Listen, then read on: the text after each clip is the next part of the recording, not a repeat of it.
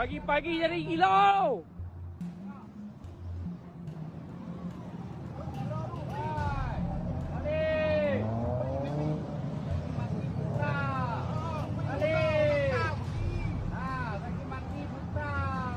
Yang ni mabuk ke apa tu? Mabuk apa?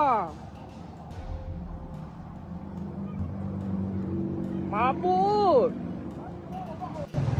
Akhirnya dapat juga kereta. Ni owner dia ni. Owner kereta ni. Ni owner dia. Sampai juga.